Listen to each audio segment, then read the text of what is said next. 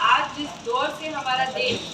गुजर रहा है आतंकी हमलों के साथ में, वहीं पे हमने देखा है कि हमारे देश के अंदर भी ऐसे कट्टरवाद सोच रखने वाले व्यक्तियां हैं जो कि सिर्फ सरकार नहीं पर हमारे समुदाय के खिलाफ भी खड़े हो रहे हैं। वक्फ संशोधन कानून को लाने के विरोध में जो बीते दिनों में all India Muslim personal law board और साथ ही साथ में असदुद्दीन ओवैसी साहब ने जिस तरीके का एक खेल रचा है, बत्ती बंद कर देना, काली पट्टियां पहन लेना, पर सरकार को इस बिल के लिए समर्थन ना देना, मुसलमानों के मुस्तकबिल के बारे में ना सोचना, मुसलमानों के हितैषी बनने का एक ढोंग करना, वो सब आप लोगों ने हाल फिलहाल में परसों से देखना शुरू कर दिया।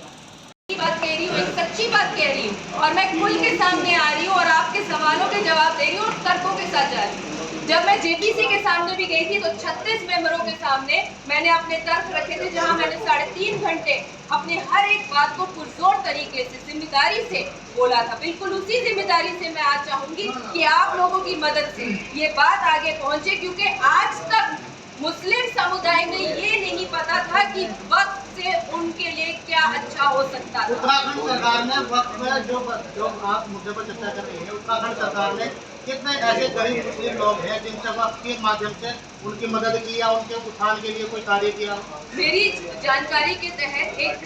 कंप्यूटराइज डिजिटलाइज मदरसा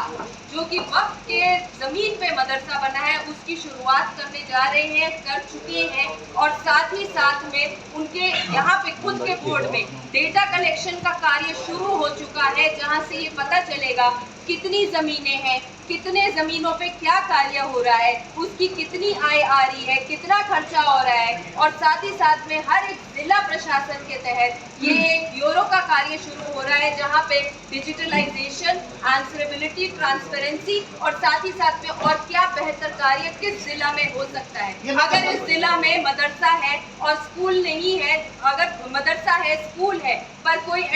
मेडिकल फैसिलिटी नहीं है, गलत इंफॉर्मेशन दे रहे हैं हमारे मुस्लिम भाई बहनों को, हमारे कौम में ये बात फैला रहे हैं कि सरकार आपकी जमीनें, कब्रिस्तान, दरगाहें छीनेगी, जबकि ऐसा कहीं पे कुछ नहीं हो रहा है। अवैध कब्जे हुए हैं, वो अवैध कब्जे हटाना जरूरी है। साथ ही साथ में जो अच्छे काम है उनको अंजाम तक ले जाना बहुत जरूरी है। अगर उसके लिए कड़े कदम या कोई ठोस कदम उठाने की जरूरत है तो उसमें हम सबको साथ देना चाहिए, इस देश को आगे तक ले जाना चाहिए, क्योंकि हमारे पास सिर्फ यही मौका है जब सरकार हमारे बारे में सोच रही है। जब ट्रिपल तलाक की बात आई थी तब भी मैंने ऐसी ही एक जन जागरण कार्यक्रम के तहत पूरे देश भर में जाकर बहनों से बात करके जब बहनों को जोड़ा था तो ये बात बिल्कुल तय होके बाहर आई थी कि कुरान और शरीयत को एक गलत तरीके से आवाम को बताया जा रहा है। शरीयत में कहीं नहीं लिखा कि आप तलाक तलाक तलाक देकर अपने घर से अपनी बीवी को और बच्चों को सड़क पे फेंकें। शरीयत ये नहीं कहता है कि आप एक ही बार में 3 बार तलाक कह देंगे, चाहे वीडियो हो, चाहे व्हाट्सएप हो, चाहे नमक कम हो, चाहे कुछ भी हो, और आप उनको छोड़ दीजिए। तब भी ऐसी मुहिम चली थी और सरकार ने हमारा साथ दिया था। ट्रिपल तलाक के खिलाफ एक कानून आया और आज हमारी बहनें बेटियां सुरक्षित हैं।